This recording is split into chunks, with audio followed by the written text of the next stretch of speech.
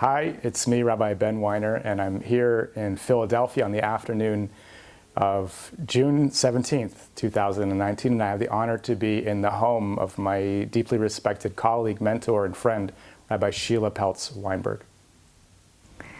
Hi everyone, this is Sheila Weinberg. I had the honor of being the rabbi at the JCA from 1989 to 2002, and I'm sitting here with your current rabbi, Ben Weiner, and my home in Philadelphia, and I'm eager to have this conversation with him and with you to celebrate this wonderful moment in your 50th anniversary of the community.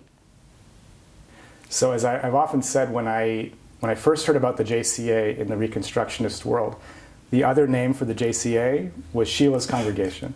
That's what it's, it's Sheila's Congregation in Amherst. So this is even after you had left the JCA. So it's clear that you made a mark on the community.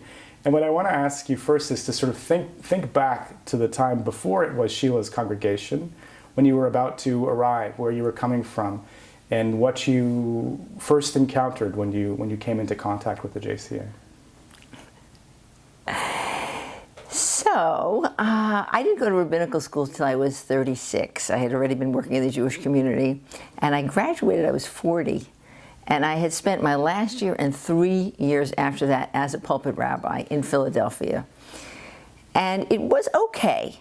It was okay, but it was a conservative synagogue. And I felt a lot of constraints, physically, how I presented myself, and theologically, even though I grew up conservative, I wasn't. And there was a cantor who had been through about 6 rabbis, cantor educator, who was fairly controlling. It was running the show. It was running the show. And I wasn't so much looking to leave, but it was the right time in a certain way. Ezra, my son, was finishing 8th grade, so he was starting high school. My daughter was already in college, you know. And there were various other things going on in my life. In any case, Rabbi Lander had approached me a year before, because I knew him from Hillel work. He said he thought, but I wasn't ready at that time. I absolutely wasn't ready. And but the synagogue the group didn't get a rabbi. So I was approached again from my friends in Northampton. Shoshana Zonderman and Martha Ackelsberg called me, and we were in a Jewish feminist group together, Benodesh, and they said, Sheila, this would be a great pulpit for you. So I said, okay, I'll talk to the people. So I talked to the people, and they said, all right, come up for an interview. And it was the winter, it was December, and I had never been to Western Massachusetts. I had been to Boston, but really, I mean, I did not know where Amherst was. I had been to Kripalu, but I really didn't know where Amherst was. And I came up, and it was like so beautiful. It was so beautiful. I came up with Ezra, and then I met the people at the JCA, and I came up with the idea that, okay, I'm not going to pretend I'm anybody else, because I felt in the conservative congregation I had to do a little bit of, fitting in here.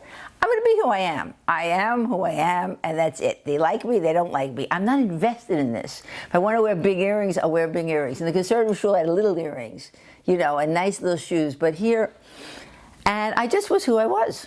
That was it. That was my intention, and the people were who they were. They just were who they were. They weren't trying to pretend that they were anything other than who they were. So that was, I think, the essential piece of connection, and there it was. There it was, a quality of authenticity, I suppose that's the fancy word for it, that we met. Similar to that point, I'm interested in following up on when you talked about feeling constraints at the synagogue where you were. So in some extent, you've expressed that as a matter of personality. Can I just be who I am? I'm curious in terms of as a rabbi, if you already had a sense then of some of the things that you wanted to accomplish and develop and the ways that you wanted to work with the Jewish tradition that you weren't able to there, that you kind of felt the desire, like this is what I want to do with my rabbinate. Right. There was to some degree. Certainly, I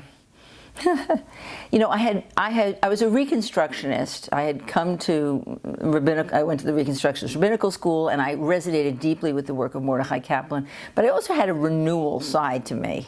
I had a Jewish mystical side to me, and Reb Zalman was one of my teachers. So there was both that. And that was not, there was not a lot of openness to that in Philadelphia, that conservative synagogue. Particularly the renewal side. The renewal side, or the Reconstruction side for that matter. It was a conservative shul. So like if you were an interfaith couple, and the man was not Jewish, but the woman was Jewish, that was fine. But if the man was not Jewish, the man was Jewish and the wife wasn't, she would have to convert. They didn't take that status issue. And that was not comfortable for me. I was not comfortable with that. I was not comfortable sort of forcing people to convert to Judaism when they wanted to live a Jewish life. That was very significant.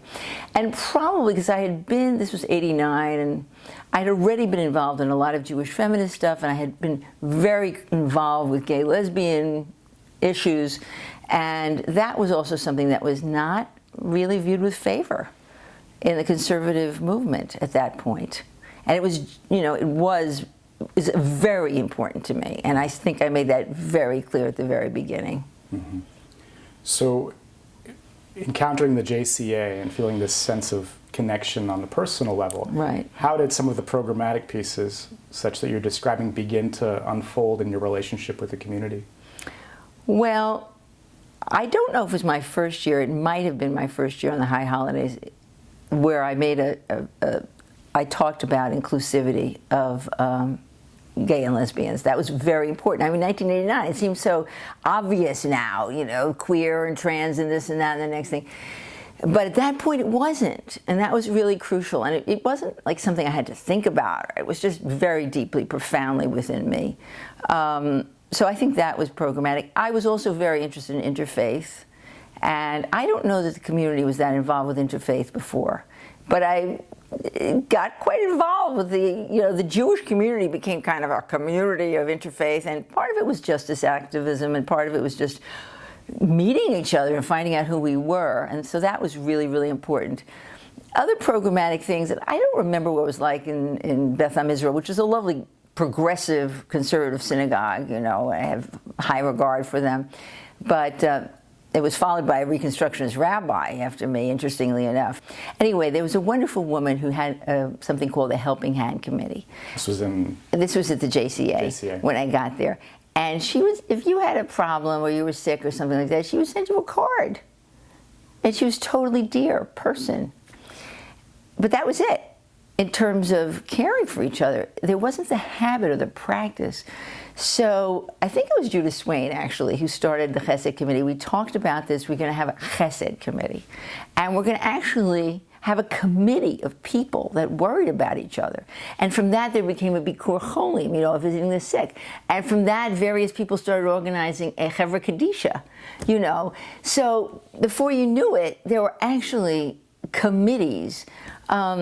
I think the synagogue, the community needed someone just to empower the lay people who were extremely intelligent and extremely committed, but had never been empowered.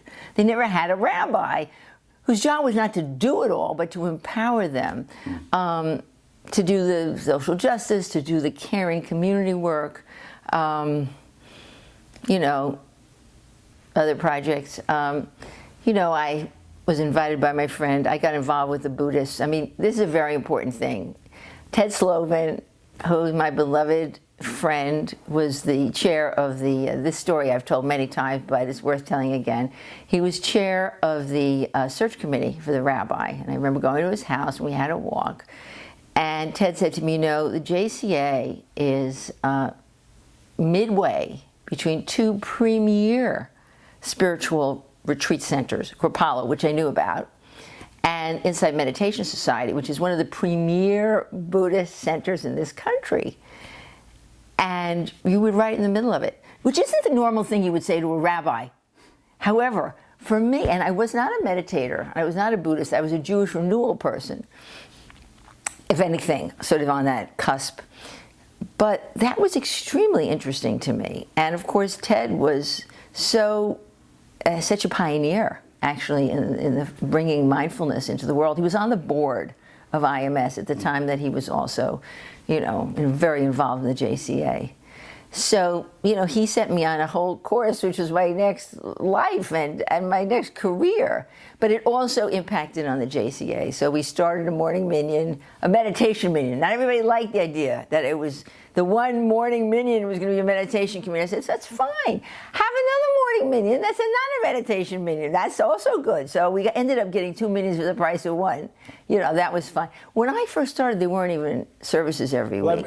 I'd love to just back up and just try to get a sense of the culture of the JCA as you encountered it in 1989 in terms of across the board. You talked about there wasn't the same kind of committee structure. So what was the governance like that you encountered? And then also what was one of the things that I've heard about you is, you're the one that made it into a synagogue in some ways, is one of the things that's said, that you were the one that helped to foment a spiritual culture, a Jewish spiritual culture there, and take it from its kind of quasi-community center days into the life of a spiritual community. So I'd love to start with just a little more of an impression of what was it like? What were the services like? How often did they happen? Things like that, just from your perspective. There was mostly lay-led as far as I can tell. I mean, there was a lot of change that happened. First of all, they didn't have them every week. When I got there, I said, in retrospect, I was wondering, why did I do this? Every Friday night, we have to have a show. We have to have services every Friday night, every Saturday morning, period. That was it. But there wasn't that sense before. No. So we started with that. That was one big piece of it. Then we started... what was the format for the services? Was there a particular sensibility in forming? Well, they had different books. I mean, they had the Silverman, and they had one night it was this book, then the next day it was the Reform book. Then we got the Kol HaNeshama. That was a big breakthrough. I mean, I think it was Alan Peter Freund that actually decided to buy a bunch of Kol HaNeshama. I don't remember when that happened. I never was a musical. I don't have musical gifts, shall we say, like many, many, many other rabbis, including other rabbis at the JCA, yourself included, Rabbi Bauer. And it was hard. So the beautiful thing was to empower cantors. And the most amazing, of course, was Catherine, who came, and such a gift. But we had many others. Amy and many others. Amy Rothenberg and Ruth Love, and there were others that became empowered over time.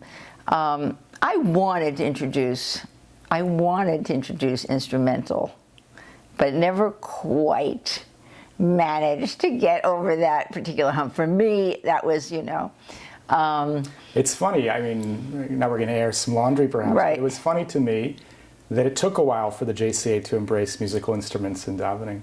And I think it speaks to the interesting nature of the community, that it's a traditionalist, progressive community. Right. In some ways. Right. And of course, it's the only show in town. Right.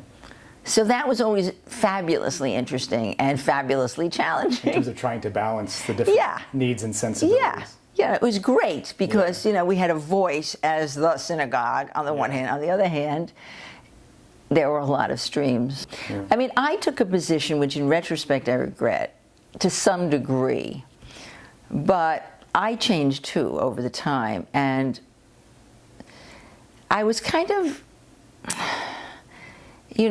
I very much wanted to include non-Jews in the community, but it was very confusing to me how to do that and where to draw the line and where conversion was needed. And I don't feel I did that I didn't have the greatest clarity around that. In terms of intermarriage, at that time rabbis were not generally doing intermarriages. And I was afraid that if I said I would do intermarriages, I would be swamped by everybody in the community. Not only in the JCA, but everywhere. And it would be, it would be hugely difficult.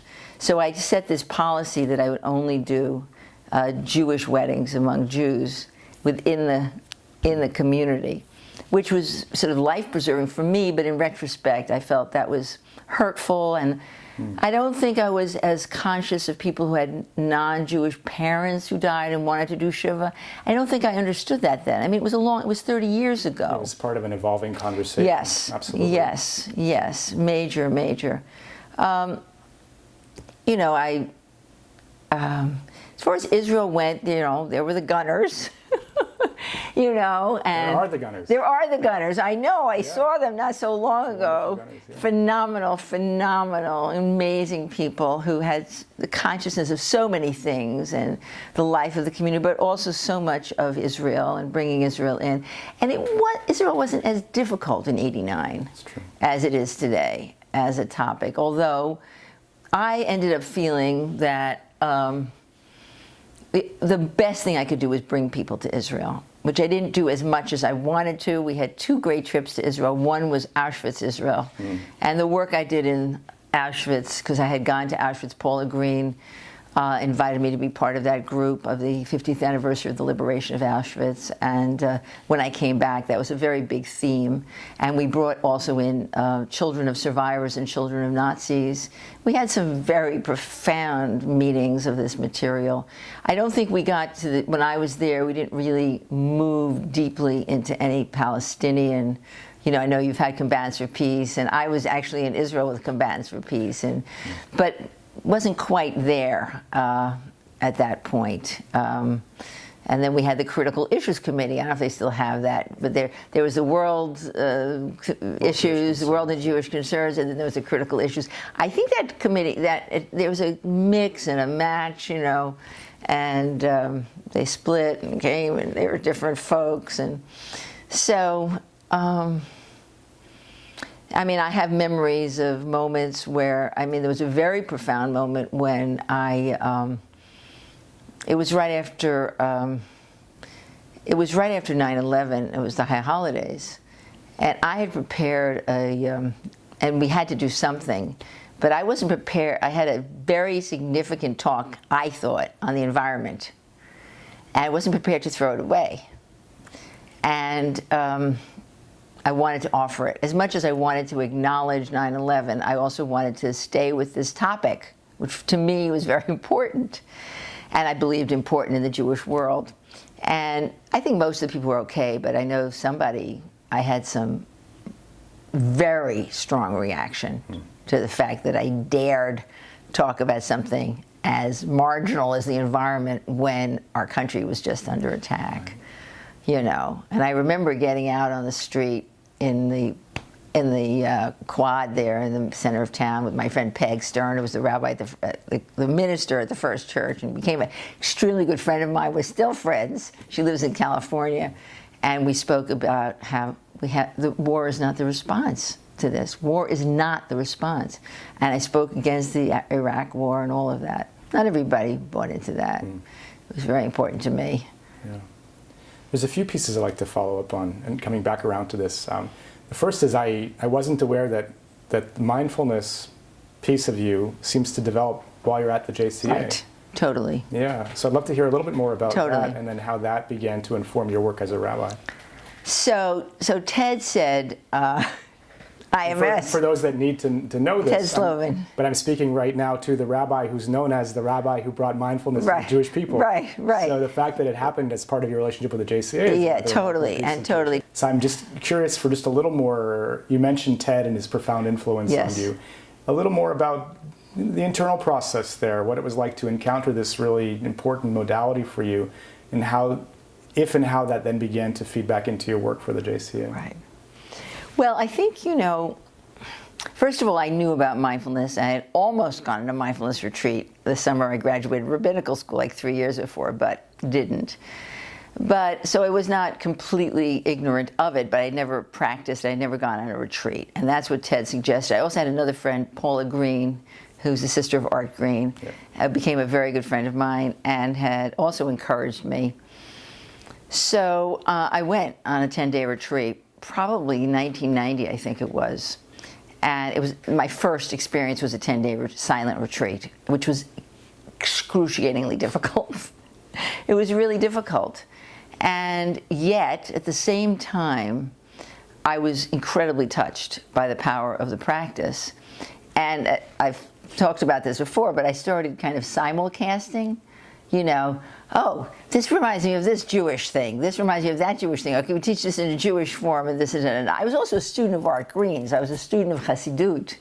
And Zalman, you know, I was on that end of things as a student, you know, I do have to get back to the teaching stuff I did at the JCA, so that was really important. In any case, I was kind of blown away, and I didn't exactly know where I was going to go, if I was going to go back, but I did go back. And then at one point, they were opening the Barry Center for Buddhist Studies, and Ted said, I really think you should meet Joseph, personally. Joseph was one of the founders, Joseph Goldstein, founders of IMS. So we had lunch. Back in those days, they called it Amherst Chinese. It has a different name now. Formosa. Yeah. And I met Ted, Joseph, and I had lunch. And Joseph basically said to me, I don't think Judaism has much to say about this, that, and the next thing, spirituality, life after this, that. And I said, oh, no, it actually has quite a bit to say about that. He had his own negative experiences with Judaism. So at that time, then we got together, and Ted and Paula was involved a little bit. I had my big fantasy was invite Paula Green, who basically had a Buddhist practice and was very connected with the Peace Pagoda people, which was how we got to Auschwitz and other political things, and Art Green, to have a dialogue. This is my big, programmatic fantasy. And we would get together at the very opening of the Barry Center for Buddhist Studies. Meanwhile, people were just getting ready to do the Jew in the Lotus trip. Zalman, Jonathan Omerman, that whole crowd, Moshe Waldox. And it was funded by Nathan Cummings, which was incredible. In any case, those people and some of the local people in the JCA were interested in this. I mean, Larry Fine, who was a professor of Jewish mysticism, was interested, and we had some other Jews. And then they had sort of the alienated Jews came. And we had this gathering, and unfortunately for that, Art was in Israel. So Paula came, Everett Gendler came, and Nehemiah Poland came. It was amazing. It was a Saturday night, Sunday conversation. And then the following year, and I started going to IMS. I took a little break. I was also interested in Sufi dancing. I got very into Sufi dancing too, and it was like, where was I going to go? Because it seemed to me that I needed another spiritual stream flowing through me if I was going to continue this work here. And it had to be contemplative. For me, it needed to be on the contemplative order. So we had a weekend, a whole weekend, funded by Nathan Cummings, and at that, Sylvia Boorstein came. So they said Sylvia Boorstein, and Sylvia was the only one of those Buddhists, Jews, who actually liked being Jewish, actually had a good Jewish feeling and a good Jewish upbringing and some Jewish knowledge. And when I met Sylvia, it was just like love at first sight. I just loved her, and she loved me. And it was an amazing time. Joseph came to that, as did Art. There was an incredible moment when Joseph said to Art, "I'm Joseph." And Art said, "Ha'od Avinu Chai." Does our father still live? I was standing there. Joseph didn't get it. I just about passed out. In any case, I mean, two very major figures, and have been very important influences in my life too. At any case, so it went from there, and then Charlie Halpern, who was head of Nathan Cummings, said, we don't need to keep doing these conferences. Let Sylvia and Sheila teach together. So that's when I started teaching with Sylvia. And then the JCA people started coming. And then we did some stuff, and then Jeff Roth got into the act, and we moved it over to Elah Chaim. And then I was running back and forth doing these retreats and coming back, and then somebody said, I think it was Alan Weiner. Is he a member? Yeah. I think it was he who said, we're always running somewhere else to do this stuff. Why don't we just do something here? And I made a terrible mistake. The first time was dreadful. I said, we're going to have a contemplative Friday night service. And I got some really bad pushback from people that felt this was not okay to change things that radically. So then we decided, okay, we're going to do Tuesday morning service minyan. And it was, and then a lot of people came to a lot of different things. And then Rachel Cowan, who became my dearest beloved friend, and Nancy Flam, who had worked together for the Jewish Healing Center, at a certain point invited me to ongoing thinking about how we could broaden what we were doing, what Sylvia and I were doing, and Jeff at Elah Chaim. How could we take it more into the mainstream? Because it was only impacting on people who were willing to go to Elah Chaim. Well, there were a lot of people that were, but there were a lot of people that wouldn't. And that moved us into, and I kept going on retreats and taking more intensive courses with them. And What stage of your rabbinate at the JCA was this? How does it map onto women? All right, 96 was the very first meeting I had. So you'd already been there for... Yeah, although, no. 93 or 94 was that first meeting with Joseph. Okay. I'd been there for like 4 or 5 years, and then I started doing the Elah Chaim. The Institute for Jewish Spirituality started in the year 2000, our first program, but I was part of its thinking.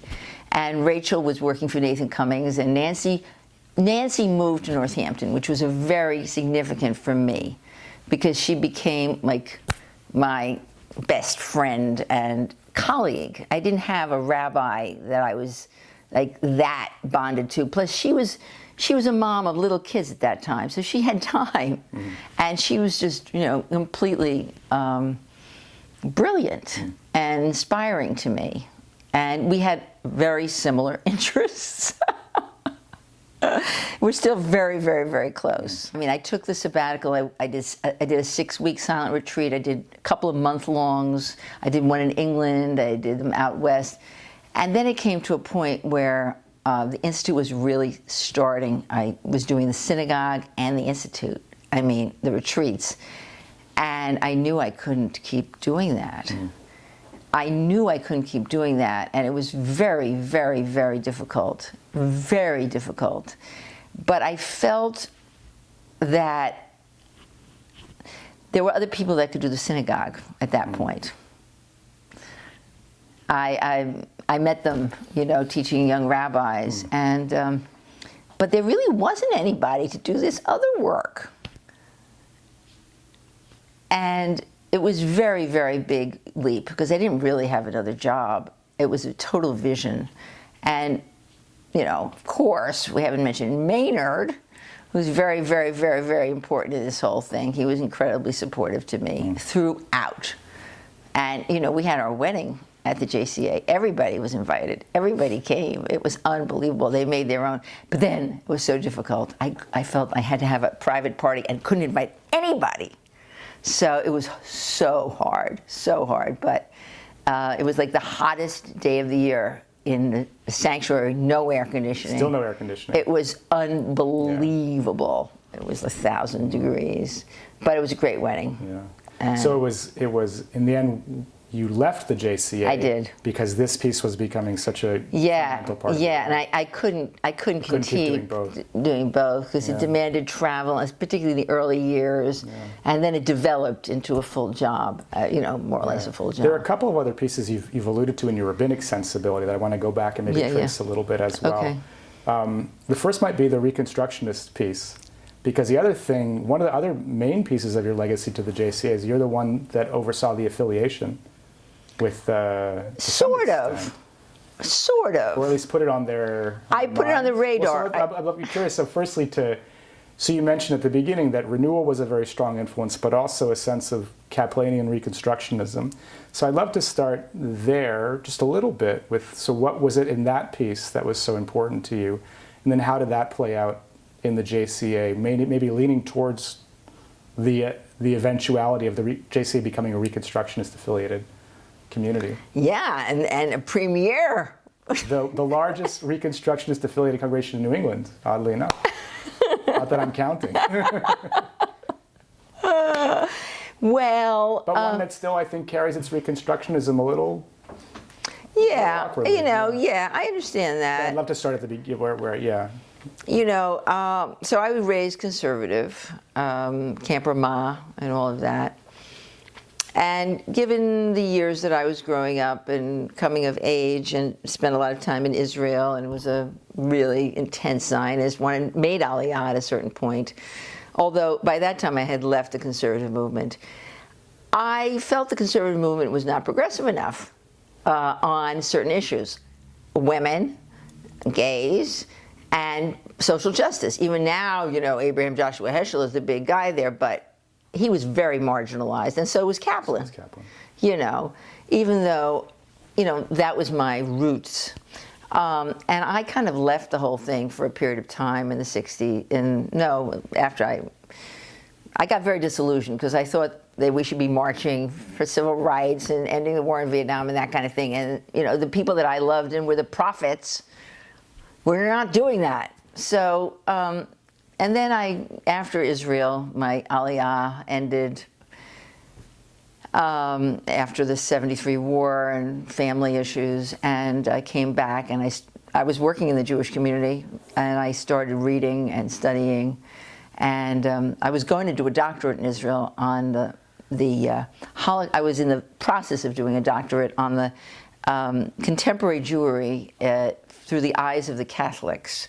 Basically the Holocaust in the State of Israel. And I had done a fair amount of research, and I came back, and I started reading, and the things I read, the Jewish stuff I read, included Kaplan, included Heschel, included Buber, but included Kaplan, and I was really touched by Kaplan. Plus, I was living in Scranton, Pennsylvania, and there was an early Reconstructionist rabbi there by the name of Jeffrey Eisenstadt.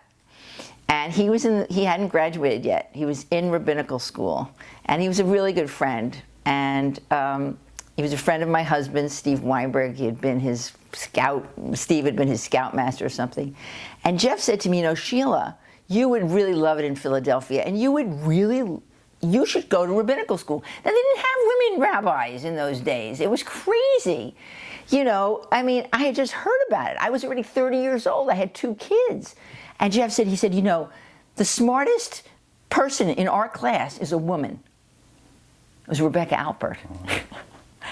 I said, really? And then I went to Jeffrey Eisenstadt and Rebecca Alpert's graduation, and Harold Schulweis spoke. And I was like beside myself. I ran up to Harold Schulweis. He thought I was insane. And I said to him, I want to do this. I want to be a rabbi. I want to do this. Really, this was 76. This was 1976. I didn't start rabbinical school till 82. So it took 6 years to finesse the whole thing and get it into my old brain. But, so Jeffrey was a really important, Jeff Eisenstadt, who was the founder of the camp, Reconstructionist camp. And then when I read Kaplan, there was the integration of the spiritual and the political. That spoke to me. It was integrated. It was not like you're going to be spiritual and you could be as right-wing and not care and capitalistic and materialistic as you want to be, and that's fine as long as you're davening. You could exploit the workers and support the military. Imperialist, et cetera, et cetera. I mean, of course, later I had my serious 28-year political education when I married Maynard. Marxist sociologist that he is, and big time political education came with him. But Kaplan said you have to integrate. You have to integrate. This is what we're talking about. This is integration. They're not one thing's over here and one thing's over here. So I feel that's been my lifelong project. That's been a lifelong. Piece of Kaplanianism that yes, both speaks and evolution. It changes. That worked very nicely with the Buddhism. Yeah. Impermanence, evolution, So how does that play out in the JCA, your Reconstructionist sensibility? Well, yeah, because we tried to do both the spiritual and the activism. Tried to advocate as well as deepen. And that's when whatever we did with the meditation and trying to make the services more spiritually, opportunities for deep spiritual connection, and the Divrei Torah opportunities for both, working with both. And then the teaching that I did, and which was varied. I taught a lot of different things, but that lunchtime teaching thing was very deep. And I think I started with Pirkei Avot, which we did for several years, and then we went on to, we did the Psalms, at least 20 of the Psalms for years, and then we did the Sfat Emet for some years, arts. But we used to just do it and just, there's a beautiful chevra of people, and that was something that I don't think was done. I taught other courses. I mean, I taught all kinds of other things.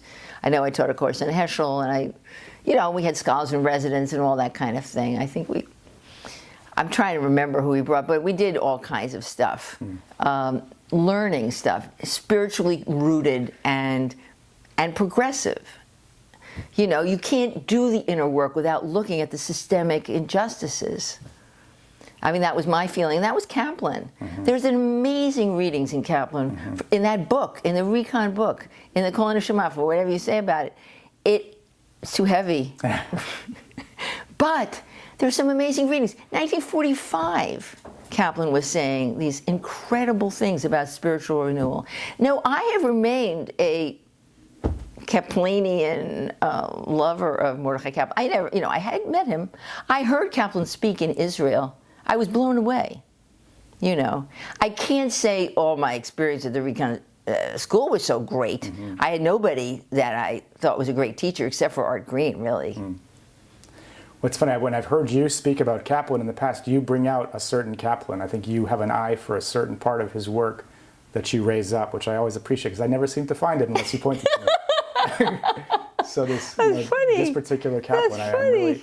But so I may have invented it, I think it's there. You raise up. I think you have the ability to raise up that particular piece of him to speak about how making Jewish relevance is about making Judaism that blends the spiritual legacy of Judaism with the real work that needs to be done in the world. Right. And so I got sort of two questions departing from that. So firstly, it's just the question about how affiliation came to the JCA from your perspective. I brought it up. We studied it. Probably Mordechai came. People were like, we're not that interested. We don't really see the benefit. As long as I was there, they didn't see any benefit, which I understand. I really understood. But when the year came that I was leaving, I guess they did this affiliation work, or they realized in order to get a rabbi, they would, I think it was practical. I don't think it was an ideological thing so much as a practical thing. They needed a rabbi. I'm not that attached to movements, personally. The IJS, the Institute for Jewish Spirituality, was a post-denominational, non-denominational. It was definitely progressive. We, in terms of women and our leadership and other issues, but we were open to Orthodox. We didn't get too many Orthodox, but we were otherwise. We were not denominational. We would have been happy to have Orthodox. They didn't necessarily like our kashrut, although we took it seriously. Right. Well, it's often seemed to me that, in retrospect, that the Kaplanian thought is an effective common denominator for the kind of diverse community of Jews that the JCA is. That it all somehow seems to come to rest in that way of understanding or looking at the Jewish tradition. And then if you're going to talk theology, Kaplan is the only one that really made any sense from my point of view. Say more about that. A non-supernatural God as other commander, God up in the sky, God, old God, bearded old God up there giving commands. How do we make that transition? How do we make that transition to something that we live with, that informs our life, that is greater than us, that is truly a source of love, of kindness, of compassion, of direction, of energy, the energy flow, a different, art has been, he won't identify as a Reconstructionist. He's a big competitor with the Reconstructionists. The Reconstructionists don't like him so much. On the one hand, I could say I'm across, but his theology is really an extension of Kaplan. Right. Well, as I hear you talk about all of this, it just strikes me that we're in a position of being a kind of a Jewish revolutionary with regard to the tradition. With not in a political sense exactly, but at a moment when there was some rather radical rethinking of the nature of how or the continued unfolding of some radical insights into how we were going to do Judaism going forward in the 20th and into the 21st century. And that all of that seems to have been fomenting in you in a variety of ways as you were serving the JCA. So I'm curious again about the teaching, and how was teaching a method of somehow communicating not just a kind of a standard Judaism, but a radical, in a way, a radical rethinking of the tradition, but in the context of just a regular, not that the JCA is regular in any respect, but Chas v'shalom. But here you are, because some people can be elitist thought people, and some people can be actual servants of real communities. And what's interesting is when you're doing both at the same time, when you're thinking deep thoughts and you're rethinking a lot of things, and at the same time on the day-to-day you're serving a real live community of Jews. And so I'm curious, I guess, about teaching in particular, about how teaching and the opportunity to teach served as kind of a conduit from those ideas to an actual representation of Amcha, like that of actual Jewish people. Well, I'm thinking particularly about the lunch teachings. I mean, the other courses, there were a whole variety of them, but they probably veered more onto the intellectual. And, whereas the lunchtime, sitting with the Pirkei Avot was contemplative. That what I would call contemplative, meaning we take a text and then we see where does it touch our lives, where does it inspire us. But that was my methodology anyway. Always looking to see where can this touch me, either to make me care about somebody else, the suffering of somebody else, so that I could maybe take a step toward them, or where does it touch me as a source of healing or guidance? It's interesting because one of my post careers has become being a spiritual director. And that started with the Institute, and probably started the JCA, just meeting with people about their spiritual lives. But it's more than that.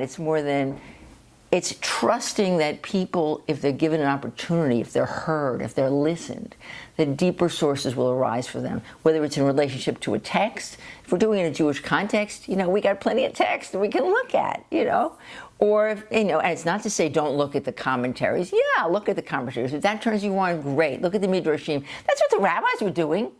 They were going for where it touched them, or where they had an axe to grind, or where they had a particular, which is interesting too. Where do we have an axe to grind? Absolutely.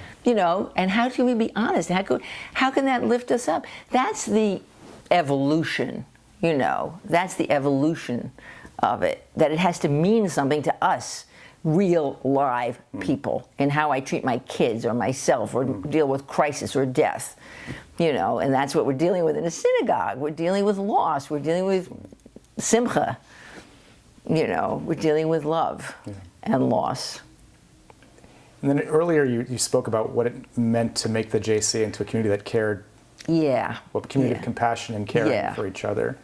And that's the pastoral side to some extent. Yes. So I'm curious about that. And you talked also about empowering the community to realize capacities and potentialities for itself that it didn't even know it was allowed to do on some level. Right. So I'd love to just delve into that a little bit more. Right. And hear about Right. that. Yeah. Well, if anybody ever came to me and said, you should do X, I would say, that's a really great idea. Let's see if there's anybody else interested in this topic. And let's see if we can get them together and talk about what that would mean. That was a direct methodology. Let's see if we can, and sometimes there was stuff, but many times things came together and people just took it and went with it. They really did. Because, they didn't know what a rabbi was. It could be like a rabbi, it's like a mommy, particularly a girl. It's like your mommy. You need something, the mommy gets it for you. And that was a lot of the tension, always, attention. So my view, and this is very Reconstructionist. Absolutely. This is where the Reconstructionist methodology comes across. I was in Mara d'Atra. Communal facilitation. It was, let's see if we can, let's have a group talk about this and think. These are very smart people. These are extremely bright people. This is not your average group of people. They're very high achievers and smart. They know how to do things.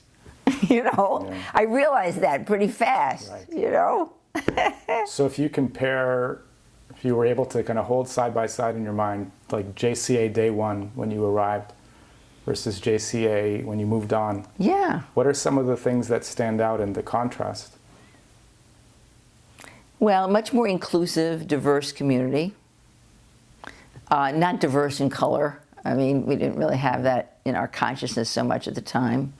But diverse. And certainly more active in terms of committees, and there were people who were engaged in committees that weren't shul goers. They didn't need to. They were liberated from you didn't have to go to shul every Shabbos to be engaged and involved in study or activism or practice of some kind, And I think that was the case. I really do think that was the case. People who understood more that Judaism was a ongoing practice of learning. You know, that thing came from the Buddhists, the idea of practice, you know. Yeah. You know, so I think that's all true. I think it was probably more beautiful and expanded, you know, the building. That was amazing. That was an amazing thing. Do you want to say just a few words about the building campaign? That was amazing. That was amazing. I'd love to get just a little bit of your perspective on it. I mean, Steve Wolf, they had just built their meditation center. And Alan Peter Freud was very involved. He decided that he was going to like make this happen somehow. I remembered Alan and Bob Feldman, they sort of decided. And Steve was the obvious person because he was an architect with great aesthetics. And we went up, it might have been the whole crew. It might have been Bob, I don't know. It might have been Alan and Steve and me and maybe Bob. I don't remember all who were there, but we went up to the Barry Center, which is this gorgeous space, you know, contemplative space with light and air and spaciousness. And Steve says, okay, I got it.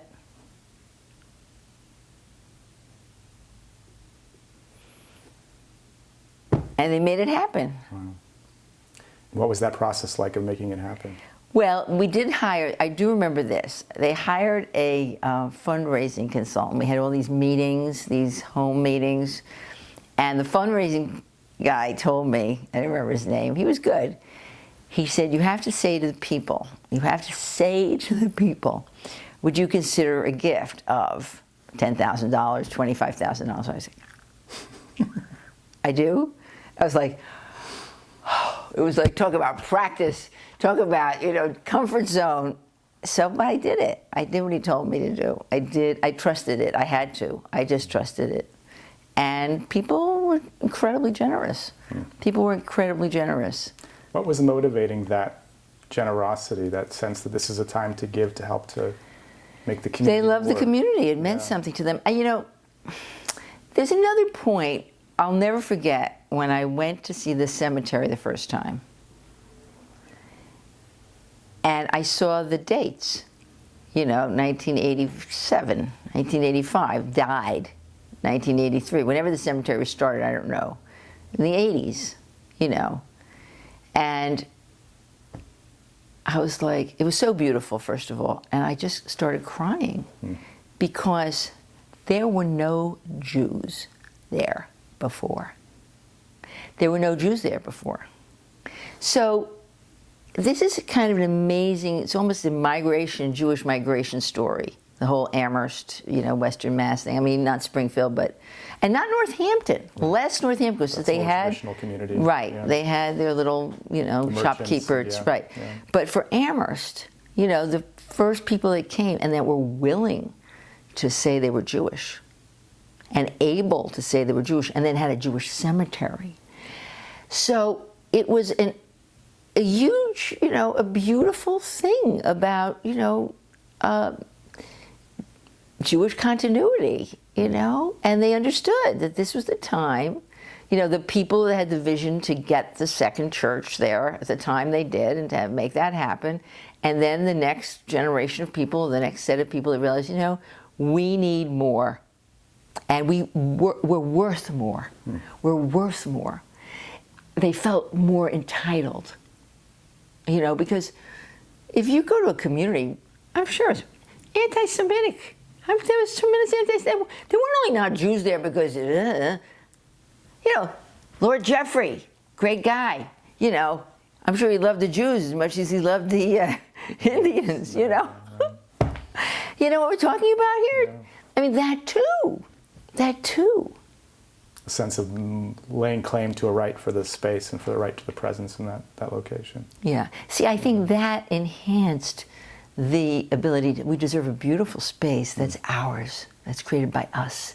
And, you know, even entering the music, because I know the music has been so phenomenal. I've heard such incredible things about it, you know, that you've accomplished there with music, which, you know, is sad for me, is happy for me, makes me happy and sad, but mostly happy because it was built on that. But that was their willingness to be even more out there, more beautiful, you know. I'll say, just on the topic of music, one of the most amazing things that I think I've seen a synagogue ever do is I've seen videos of the music festivals that happened in the mid-90s that Alan Davis showed me.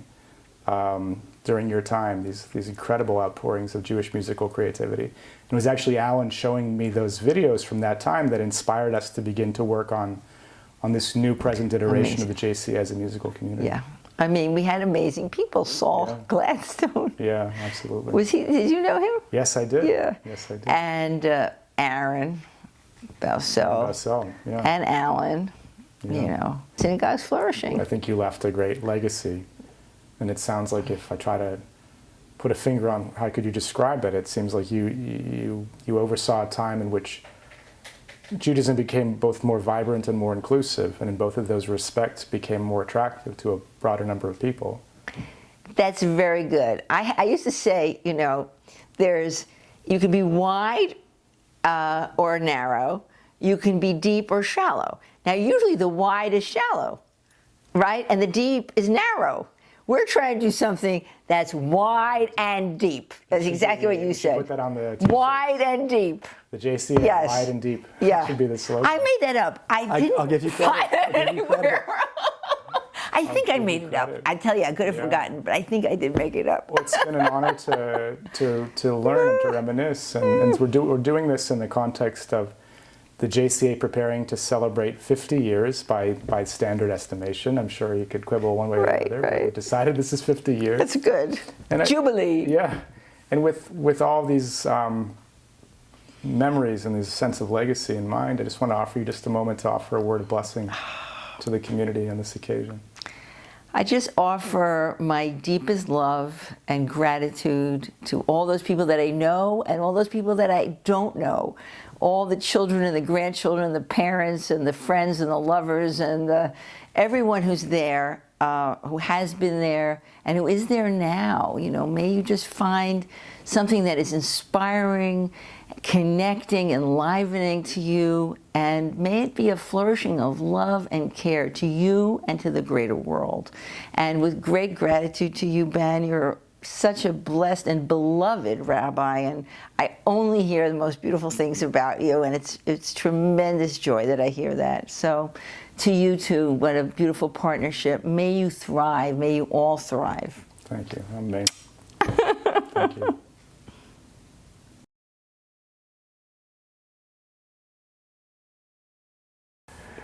Hi, it's me, Rabbi Ben Weiner, and I'm here on this beautiful morning on June 17th, 2019, in Mount Airy, Philadelphia, where I lived as a rabbinical student. And I'm here at the Germantown Jewish Center, which is a place that I attended as a rabbinical student, and actually a wonderful community that informed a certain amount of my philosophy as a congregational rabbi.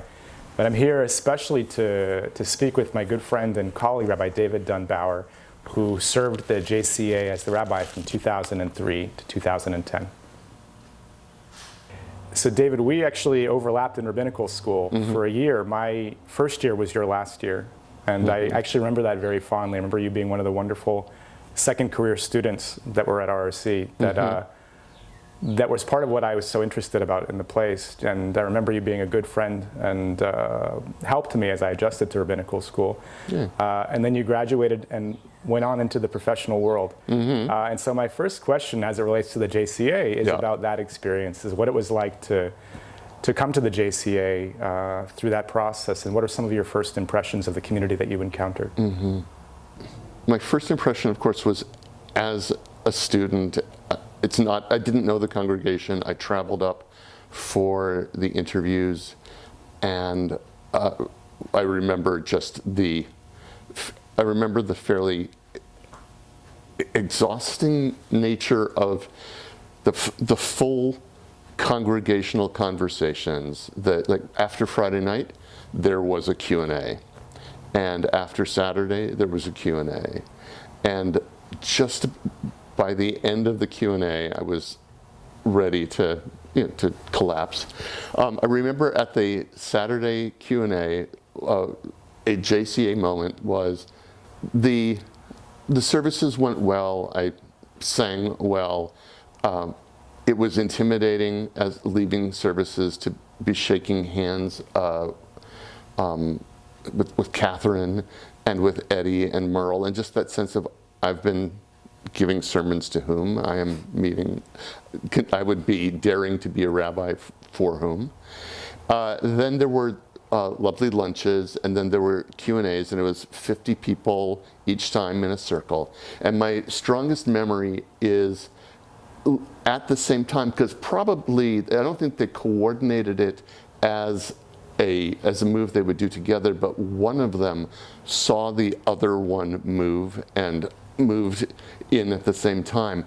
I had Larry Fine in one ear saying, so how do you feel about the use of traditional liturgy and the older forms of the prayers? And I had Felice Yeskel in the other ear saying, so how do you feel about the use of feminine God language in prayer? And that was sort of the moment of, oh, now I know where I am. But it was just, but literally, I mean, plate of food in front of me, and a friendly voice here with the one question of how traditional, and another friendly voice here, another question of how radical or how innovative, and thinking, okay, this will go on. Wow. So that's nice. So welcome to the JCA. Welcome to the JCA. Yeah. Yeah. I want to maybe pursue that just a little bit. Please. To what extent is the balance between traditionalism and progressivism, to what extent was that one of the creative tensions of your experience at the JCA? That was a central one, and within the context of what we did religiously, as opposed to what we did socially or politically, or educationally. What we did in services, the tension between the traditional and the innovative, had me on my toes, and an effort to satisfy both sides of me and satisfy the different members of the congregation. And there would be lots of conversations, and it came down to what prayer book would be used, and then what prayer book would be used, and then show, like, how do you support the different minyanim? And for me, it was a challenge. There were certain minyanim that met with and used a liturgy that I spent more time dropping out of than reciting. And that would be, I had to decide whether I would be comfortable there, and they had to decide how comfortable they were that I wasn't there. So there were moments like that. There was for me, my greatest rabbinical stories, there was a great flaming moment where, in a high holiday service, where we had to figure out who was going to lead one particular Amidah. We didn't have any other service leaders covering it. So I said, I'll lead it, but it was an Amidah that customarily was led out of, is it Sidur Chadash or Machzor Chadash? Machzor Chadash. Yeah, which we just retired about 3 years ago. Mazel tov. In favor of Rabbi Feld's new Machzor. Yeah, Tav Shalom. So it was usually led out of Machzor Chadash, but I couldn't. I only knew how to lead that service out of Kol HaNeshama, the Reconstructionist prayer book. And since nobody else was available to step up to lead that service, I led it, and I led it my way with my innovations. And there was fallout. I don't know. But again, the sense of expectation of which prayers were right, which prayers were authentic, which form of praying was right, which authentic. One of my favorite things was at the high holidays again, during Hayom, there was just a lot of thumping. And I was so proud to be part of this community that thumped. And then afterwards, somebody came up and said, why do they have to thump? Why do they have to thump? It's like animals. And I'm like, no, they're enthusiastic Jews. And it was, and I just thought, okay, it's good to know where, as I think everybody is happy, it's good to know who's not and why they're not. But that was really live at the JCA. And when we, this is lead into something I was going to talk about later, which is one of the big changes that happened when I was there, was it started purely from a bureaucratic mistake. Is this the Bauer? Yes. Shift back from Bauer. I was going to ask you about it, so please tell us about it. Yeah. It started because somebody at the university forgot to write us in. Well, let's give some context to it. Yes. That the JCA used to hold high holiday services at Bauer Auditorium at UMass, largely because of space considerations, because there's no one space of the JCA that will fit everybody that's going to come for high holidays. Yeah, we tried, I think the number was 700, that was what we wanted to be able to accommodate. And so Bauer with its multiple balconies, and I think I did 2 high holidays there, is my memory. And for the third one, we expected it would be ever thus, and we found out that Bauer had not written us in and had in fact promised the space to somebody else for one of the days, not for the entirety of the holidays, but for one of the days we were planning on using it. And then we had to come back with what do we do? And we looked into other facilities at the university, at the colleges, and I don't know when the conversation started, but what could we do if we actually just used the JCA? Because the Bauer tradition, I think, had started before the JCA the building expansion was complete. And so the question of could we do a service in the main sanctuary and cameras, could we just do like a closed circuit into the social hall? And nobody felt good about that, especially because during my time there, I swear that there were light switches that very few people knew how to work. Paul Charette knew where the lights were. I didn't always know where the lights were. But so it just seemed technically a lot to ask. And we ended up creating a schedule, which I assume is still making your autumn very athletic. That's right. Of doing services in the social hall. We started with a Reconstructionist service at, I won't remember the times exactly which started first, but the Reconstructionist service and the traditional liturgy service, which was Machzor Hadash at that point, started half an hour apart so that people didn't clash at the in the parking lot. But we ended the Reconstructionist service, which was complete with a Torah reading, complete with a sermon, but it ended in time for me to run down the hall, stop in the office, switch prayer books, switch service outlines. Switch mentalities, leaving one cantor behind me, heading into the next service, walking up to the bima just in time to say, everybody please rise for the Torah service. This remains the little kind of Tarzan vine swinging that takes place for the JCA rabbi on the high holidays. Absolutely. I'm glad that they found somebody fit and ambitious enough, or for the moment, reckless enough to do. And it was really exciting to have all of our services in our building. And it was very satisfying for me, honestly, to be davening Shachrit and a condensed version of Musaf out of the Reconstructionist Machzor, which is what I'd been trained on and which really did express my religious perspective as much as any one prayer book did. And to be able to have that fully, and there were people who went down the hall followed me, or just went to where the next services, and they did the high holidays twice. They heard the same sermon twice, but it was a shift. in mood and in style. It was much more informal in the social hall. I was working with Rhonda Shapiro-Reeser, and I worked with her for the first several years. We continued to lead that service in the model that you created with her. And it was so much fun to be able absolutely. to collaborate on that with her.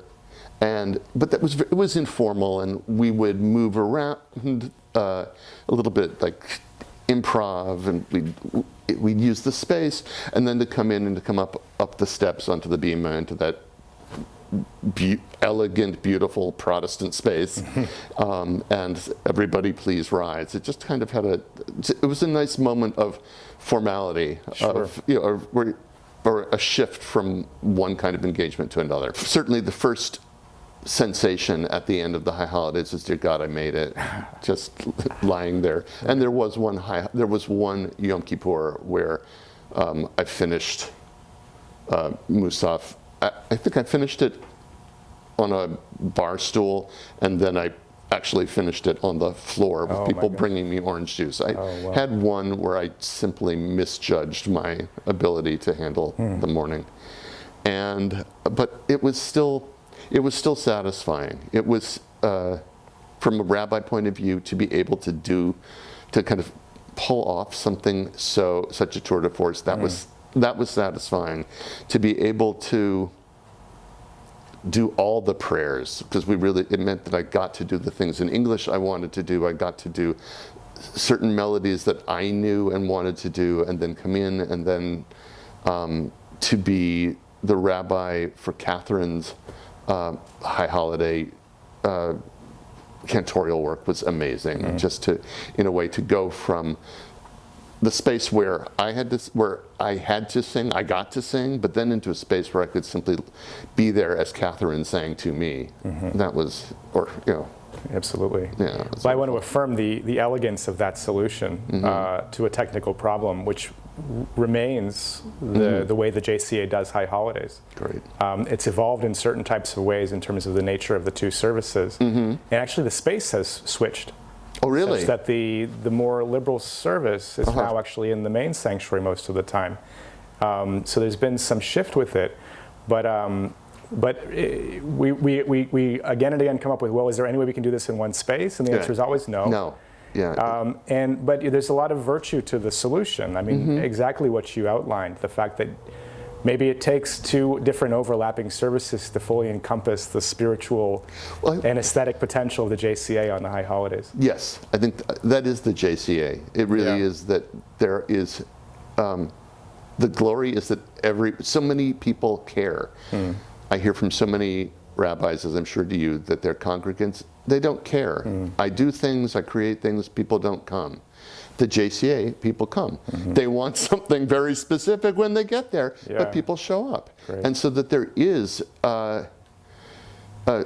there's critical mass, and there's and determination of, this is the kind of Judaism, this is the kind of liturgy, the service I want, and I will contribute to making it happen, and I will also not budge until I get what I want. Beautiful. And that is the JCA. So the fact that it's still going. Yeah, and there's some some distinct liturgical quirks in the JCA that are along these lines. Like when we get to the Aleinu, and you have two different texts of the Aleinu going on simultaneously, or the fact that everyone who comes up for an Aliyah basically chooses their own adventure. Right. Exactly. Yes. And I was Name thinking your own about God. when I moved into the office, you left a few surprises for me, which I appreciated. Okay. But one of them that I recall is there was this little box, which I still have on the shelf, a cardboard box with some papers in it, and along the side was written "Blasphemy in a Box." Yes. Yes. Absolutely. And I opened up "Blasphemy in a Box," and there was the Aliyah blessing with feminine God language. Yes. Yes. Which introduced, and I thought it was one of those things that I thought would be, everybody will just quell and feel transformed about this. And then it went back in the box, and I put it on the shelf, and it stayed there for you. It's on the bima, it's laminated, and it remains a very meaningful choice to certain members of the congregation. So I want to affirm that as well. So I'm pleased. That's a job well done. It took so much work. I don't know that people know how much work it takes simply to do that. To create something, and God, I hope we finally got the Hebrew right on it, because it got proofread and proofread and proofread.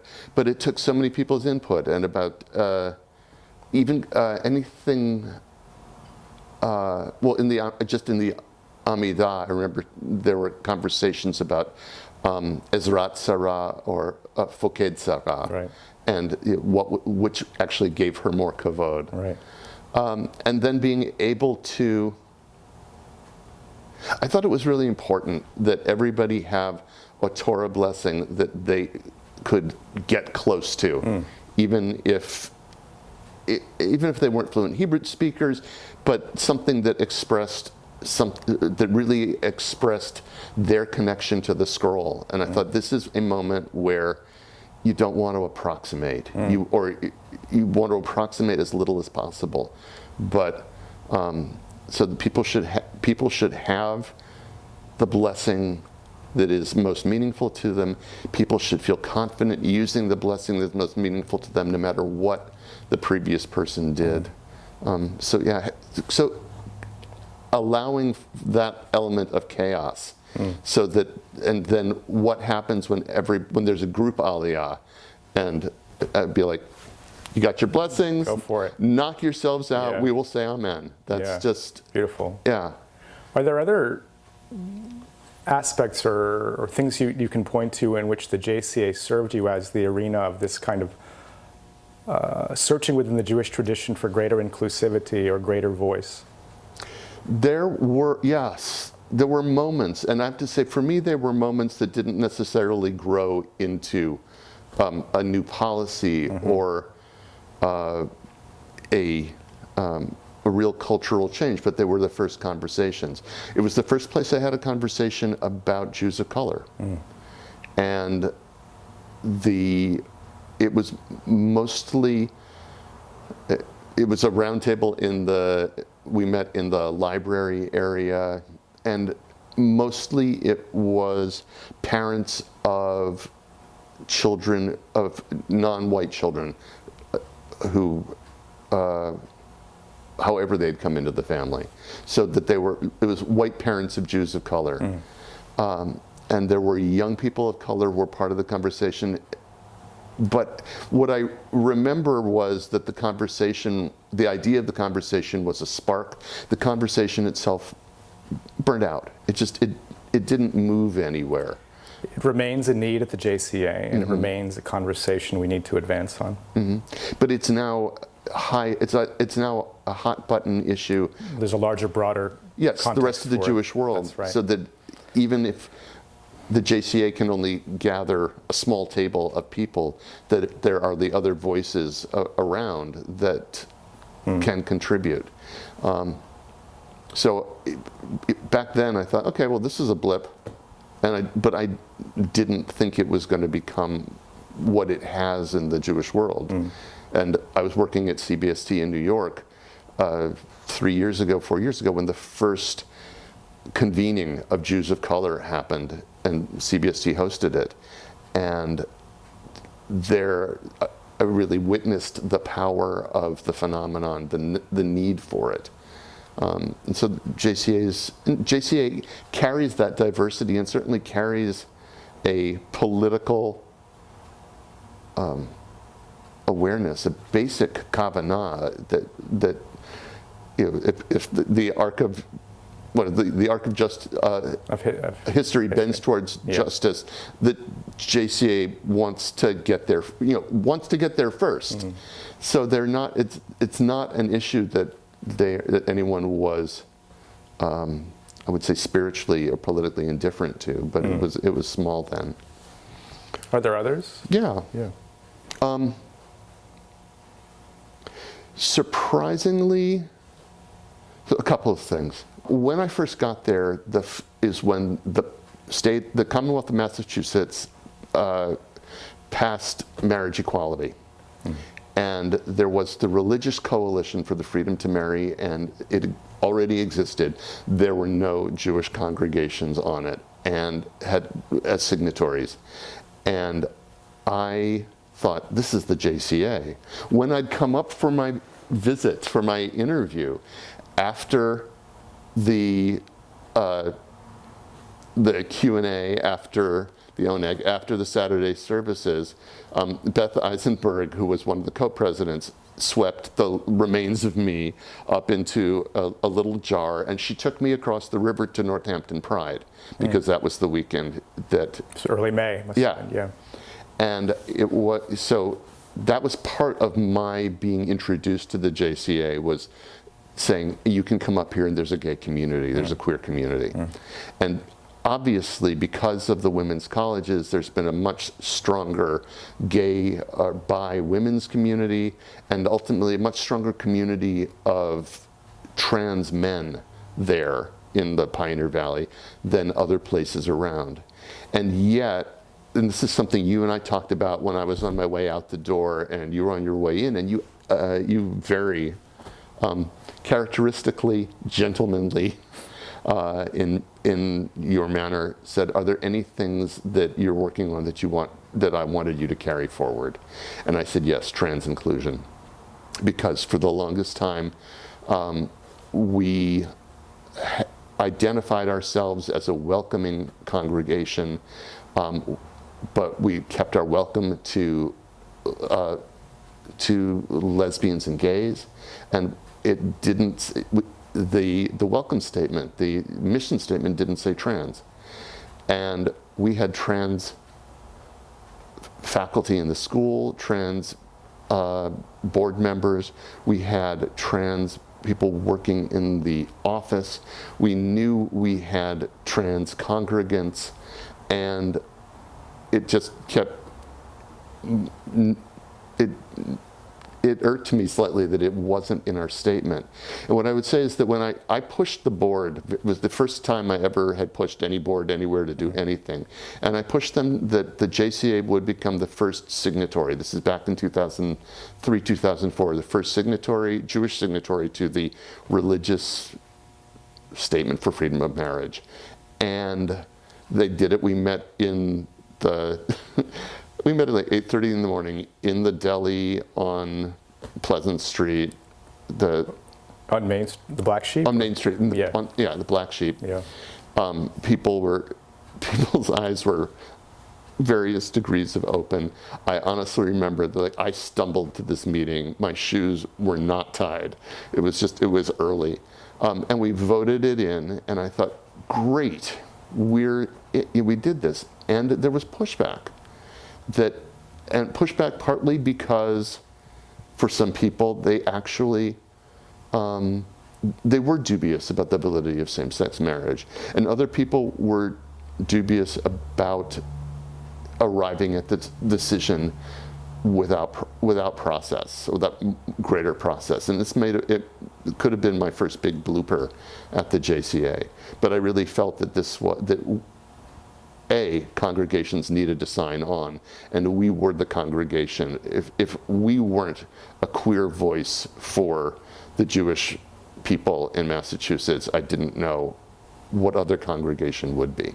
It makes me think of our professor Richard Hirsch in rabbinical school, who, I think it was Richard, who held out a kind of a spectrum of how congregational rabbis make decisions, and to what extent are they thinking in terms of the pastoral or the prophetic, which in this case, the distinction, it doesn't always hold in all cases, but in this case, the distinction is to what extent am I making sure everybody feels good and happy and unruffled, and to what extent am I standing up for what I believe is right and seeking to move my congregation based on my understanding of an issue that we must take action upon. Yeah. And I think it was initially experienced by the congregation as a prophetic move on my part. Not that they felt it was prophetic, they felt that I felt I was prophetic. Right. But it was, and so there was pushback on that, but I'm still proud of it, and I actually hope that the JCA is proud of it. And I had been nudging people about the issue of trans inclusion for a long time, and there was, from majority cisgendered leadership, there was pushback or reluctance. And it was one of those things that when I knew it was my last year, it was my last high holidays, I thought, okay, this is my chance to make it happen if it's going to happen. And I did follow all of the rabbinical school process, the little footprints on the floor that they tell you what to do. Go out and find your lay leader support first, so that when you make the presentation, you can mention the names of the people who are already in support of this action. So I finally grew up as a rabbi right before I left. And so I announced it that we would have a meeting in the sukkah for trans members of the congregation, or family of trans members of the congregation, or anybody who wanted to show up and talk about gender inclusion. And people showed up whom I had never met before. And people showed up who were, and I was thinking about I'm hoping the trans people show up at this event. But it was the parents of trans kids whose kids had not been seen around the JCA for years that really moved me. But it was people saying, thank you for speaking it from the bima. And I had been speaking it in board meetings, but hearing it from the bima on the high holidays really opened something up. And it made clear what I had already known. I knew that we as a congregation needed that, and that somehow it was an organizing question. It wasn't whether it was right for the congregation or not. That was a given. That was a no-brainer. But it was what was it gonna take in order to turn the tide. So I was able to get that done, and that was the thing I remember asking you to follow up on. Well, I want to affirm that the pioneering work that you've done in that regard, I really do think has found traction in the community. I think in terms of, I don't know if you followed in Massachusetts politics, the Yes on 3 movement. Last year there was a ballot initiative actually to rescind civil rights that had been afforded to transgender citizens. And the JCA very much got on board with the campaign. We had phone banks in the library. We had it became a very active cause for the community to support and to eventually make sure that went the way we wanted it to go. And in addition, I will say anecdotally that I know for a fact of some young kids who are transgender for whom the JCA has been the first place that they felt safe expressing themselves, in one or two cases anecdotally. So I want to commend you for that pioneering work, and hopefully make you feel good about the fact that it actually has found traction in the community. Baruch Hashem. I want to circle back to, you were describing the experience of the JCA and the high holidays with everybody, banging away like animals in the fervor of their religious passion, let's say. Zealots. They were banging like zealots, as far as I was concerned. And one of the things that I cherish about the JCA is what a musically impassioned community it is. You talked about the kind of impassioned way that people were, banging on during certain songs. I know it's Hayom, it's Anu Amecha. Yes, it's a big one. The extent to which the JCA is a musical congregation is one of the things that I really cherish about it. I'll often say that it's the kind of place where if I'm teaching a new melody, before I'm even halfway through the first part of it, they're already singing along. Which is sometimes frustrating. It is a little bit. But it's much better than the alternative. Right. It's people that they want to sing with you as soon as you introduce, and especially the high holidays, experience of Ne'ilah and the main sanctuary where everybody is just, it's really a remarkable and transcendent musical experience. So I want to maybe speak a little bit about your experience music at the JCA. A couple of things. One, just that experience of introducing a new melody, and it somehow or another, people haven't learned it, but it's already being taken. They already have it in their hands. I introduced myself to the JCA from day one, as I do to the entire world, as an opera queen. And I actually adapted a melody from a Massenet opera for Or Chadash. Or Chadash al Zion Ta'ir. Nobody in the history of Judaism or opera had ever attached this melody. And my favorite moment was when somebody came to me and said, I heard it at another congregation and they do it the right way. And I thought, all right, if it's already, it's already gone out there and it's bounced back with a new version that has claimed authenticity, then I have made my mark in the Jewish world. I can go now. Right.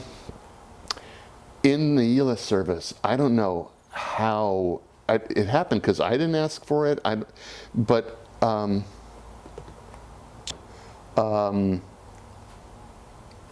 help me out. El Nora Alila. Thank you. Yeah.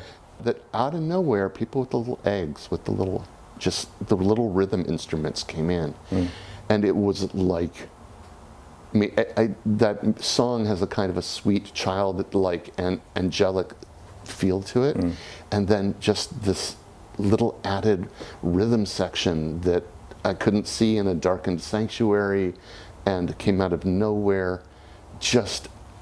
It was magic. I mean, genuine magic. And I think music at the JCA can be genuinely magical. And I'm looking forward to coming up and hearing what you've created. Ultimately, I'm an okay singer and I'm a really great listener. But so there was a kind of, like, I couldn't build a musical ensemble because I didn't play any instrument well enough to be part of it. But some of the most sophisticated musical arrangements of things and harmonies and things that I've ever experienced were at the JCA. And it was sometimes when the really wonderful singers in the congregation would invite me into an ensemble. And singing Yiddish songs. It was very, and honestly, the acoustics in that sanctuary are such that you just want there to be music. You want to just hear it echo, and it sounds so beautiful. And I think, it's a musical congregation. The JC, they'd love to sing. So, are there any other ways that you felt your opera background played a role in your rabbinate at the JCA, or your theatrical background also? Both. I mean, the operatic stuff. Among rabbis, I sound like a singer. And among singers, I sound like a rabbi. But it was a wonderful place where I thought, this is a big space. This is a big community. I can sing out. It was okay to let my voice out and to let my passion for the prayer out, which I think people who don't lead in all kinds of different rooms and spaces and communities understand how satisfying it is to be a rabbi to be in a place where you can pray with all the passion that you feel. So whether or not they liked it, they let me get away with it, and that's good enough for me. I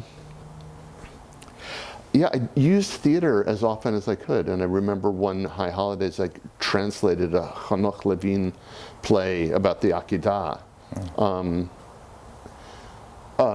Gordon Freed and Joshua Wolfson were in it, and it's a wonderful, funny, annoying, tragic Hanoch Levine play, and it was. I loved the fact that I felt that the JCA was intellectually and artistically and politically sophisticated enough. I knew that not everybody would like it. That wasn't the point, but that everybody would but it could happen there, and that I could use the bima and the steps, and all of a sudden it's a very theatrical space, and I got to use it as such. So that was a proud moment for me. Were there other theatrical? Oh my gosh, endeavors? we did Merle Feld's play. The Gates Are Closing. The Gates Are Closing. Yeah. And the members of the congregation who stepped up to perform, and that play taught me things about Jewish history, about the congregation that I didn't know anything about. There was a play that was done about a very dark moment in the Holocaust. Like It was Alex Page's play. Right? Yes. Anita, Alex died sadly last year, but Anita has given me a copy of it, and she told me about the production that you did. Yeah. Yeah. And it was special because to be able to, I think of Judaism, what makes Judaism special is its theatrical potential. I think the fact that you walk in and somebody hands you your script and that you as a person are responsible for speaking these lines, I think that it's exciting. So it's a huge improv thing, or a huge, like a reading of a Shakespeare play where everybody's, the parts are handed out and you have to do your best. So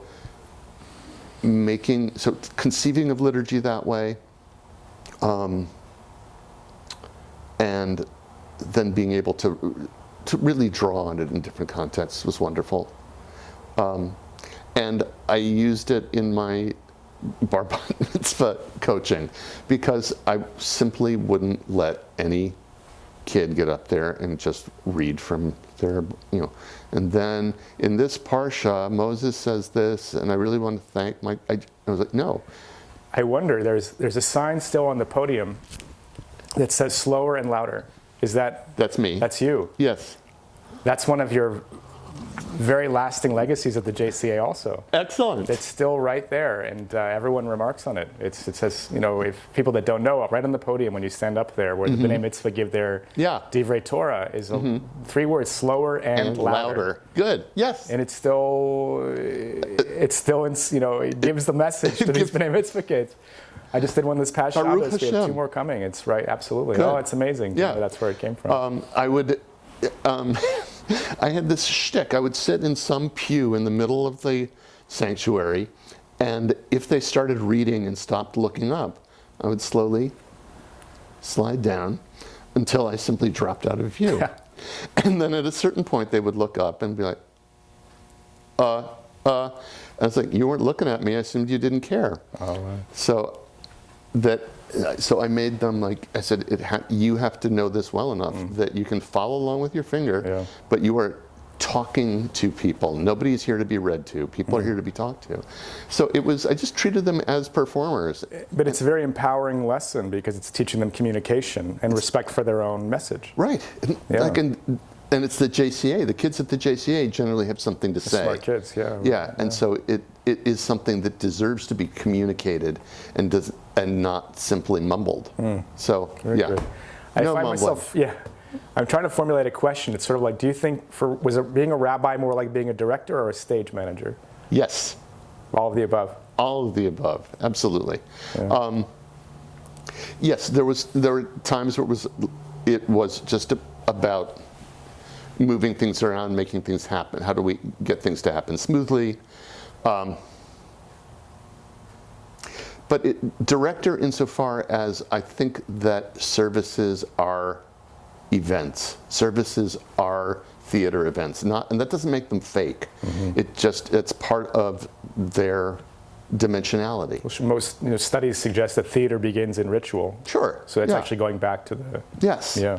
And I wanted in any way I could to make that happen, on any given Friday or Saturday, the JCA.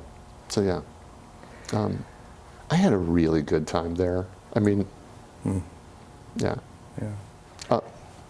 I wanted to go from the sublime to the banal a little bit. Please, go for it. So one of the big changes to the JCA that you encountered was a physical change. The JCA doubled in size, maybe pretty much, in terms of its physical campus. So I wonder if you would speak a little bit to your relationship to the building campaign when the new part of the building was built. So it was built and complete by the time I got there. So it was, the building had stopped. There were still repairs. Well, quite recently, maybe a year. Very recently, very recently. And it was part of how they advertised, how the JCA advertised when they sent out the listing to the Reconstructionist Placement Office. We just did this. We have completed this $5 million. I can't remember the money, what it was. So they raised it was a large chunk of, amount. it was a significant amount of money, and that was, and it was great, and it was done. So you won't have to do it. New rabbis So won't you have won't to do have it, to, right? yeah. So you, Yeah. no, because the next line is, what is the rabbi's role in fundraising? And it had been written in no need. No capital campaigns No, for a yeah, little while. we Yeah. did this. So one of the things that the JCA learned was, okay, when you've built it, then building it isn't the same thing as paying for it, because you have to maintain it. And the cost of maintenance was something that just had to be, people had to stop, had to get up from the sweet bed of relaxation and repose at having completed the project to do the next part of, okay, we now have this huger building to heat. We have all of the space. It has to be cleaned. It has to be used. How are we, that takes money. So that was, so during my time there, the JCA started a process, and I nudged, like fundraising. I actually wanted to be let loose to go fundraise, and leadership at that time did not want me out there doing that. But I knew it was going to be necessary, and one of the things that we did was through the Grinspoon Foundation, the planned giving program, so that people were writing the JCA into their wills, Right. which I thought was great, but I thought, how about you give us the money now, because we need it now. And I wish we had done more of that, but I was, that was something where I wasn't hired for any kind of, for a business sense, and in a way I think it was a distraction that they didn't want me thinking about that, but it was on my mind, and it was something that I feel like we could have done.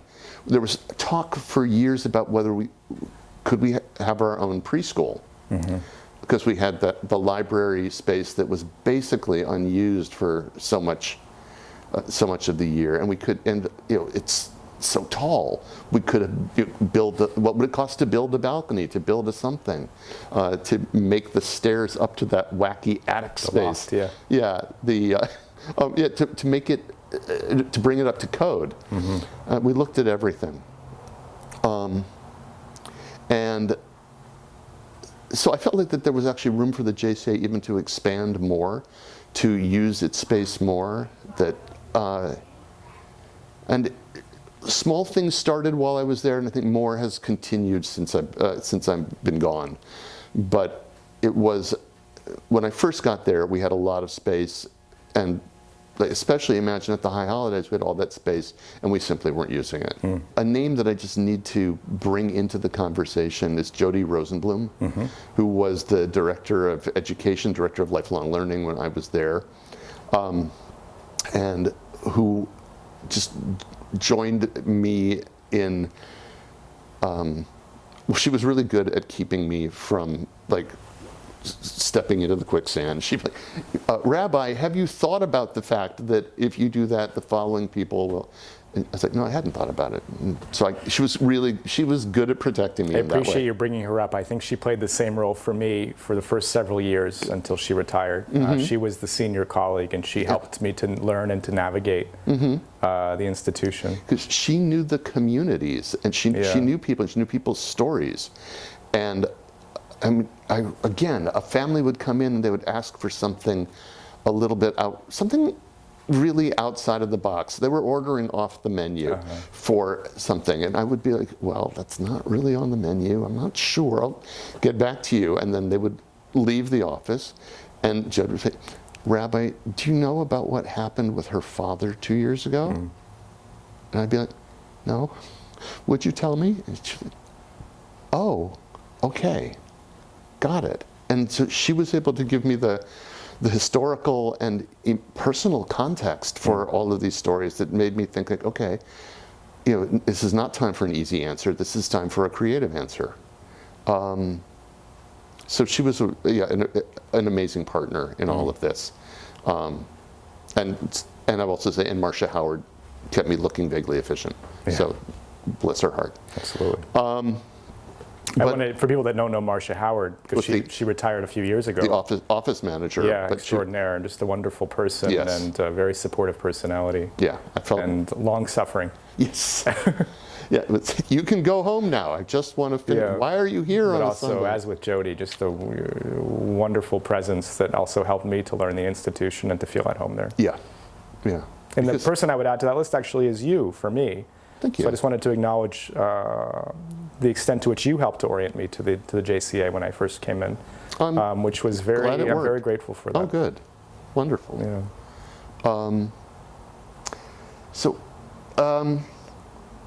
All right, so that was the building. And But it sounded like you encountered the JCA at a moment of some growing pains. definitely had some growing pains, and I thought that there was room for growth, but I had a limited vocabulary of what growth would look like. So in terms of using our classroom space, just using it, if we're going to be heating it, if we own the real estate, what are we going to do with it? And I think there have been other programs that have come in. It's rather than a preschool never happened. No. And We have some rental agreements with various people. The classrooms themselves don't get all that much use apart from the Hebrew school. yeah, Yeah. I mean, and maybe someday, and the right use will present Hopefully, itself. But also, I wanted to give credit to Joanna Ballantyne, who at that time she was a JCA member and parent, and she worked. She was the senior administrator for Harold Grinspoon. And when I said, well, what about this idea of a preschool? And she said, you know that preschools are only profitable because people don't pay their teachers enough, right? And I was like, no, I didn't know that. She said, I'm not saying we shouldn't do one, but you just need to understand that a lot of preschool success is on the backs of people who are getting underpaid. And I thought, well, thank you. Like, again, stuff I didn't know. Yeah. And so it gave, there was always at the JCA, there is somebody with an area of expertise that is, that is useful for you as a rabbi, as a reader, as a Judaic scholar, as a musician, as a political person. There's somebody who has real expertise, and I don't know any congregation anywhere that boasts the richness of expertise that the JCA does. That there's somebody on a world-class level in every possible profession sitting there in front of you, and the ways to draw on that are limitless, and also the ways that what it's like to be a rabbi surrounded by a congregation of experts. That's also a special experience. We're a small club, but it's part of the fun of rabbiing at the JCA is the strength of voices.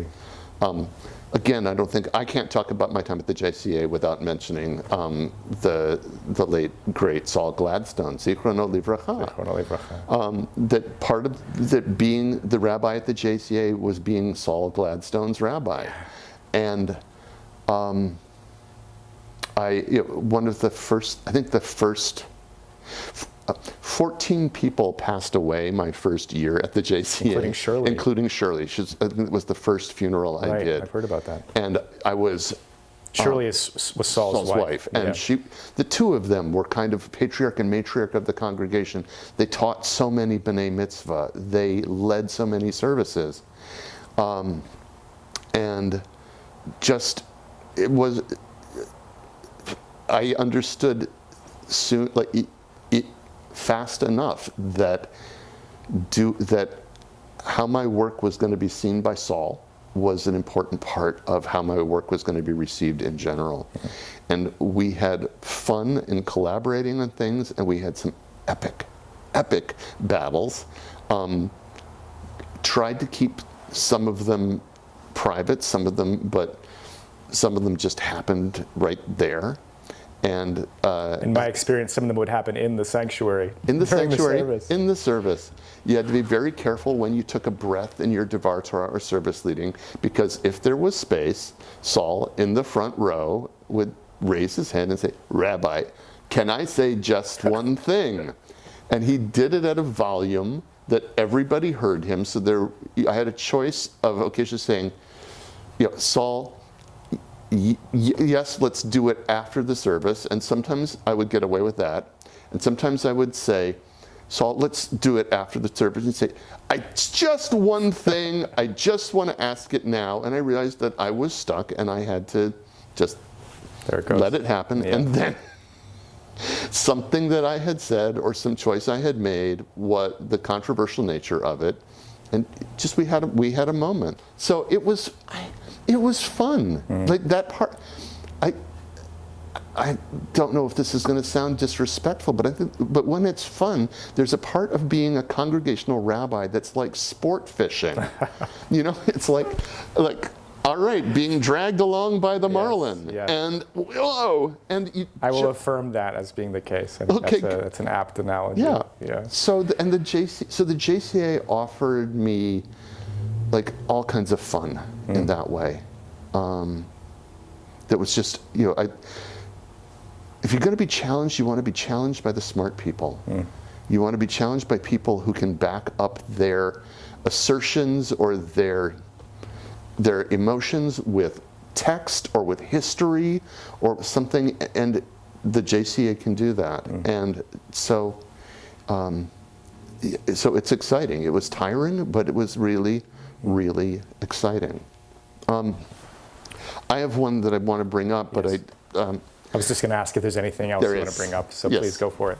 3 trips, and the first one was modeled on somebody else's trip, and it was just a fine trip. It was a fine Israel trip. And the second one, we basically wanted to make it available for families. So it was a fairly standard trip with some things for kids included.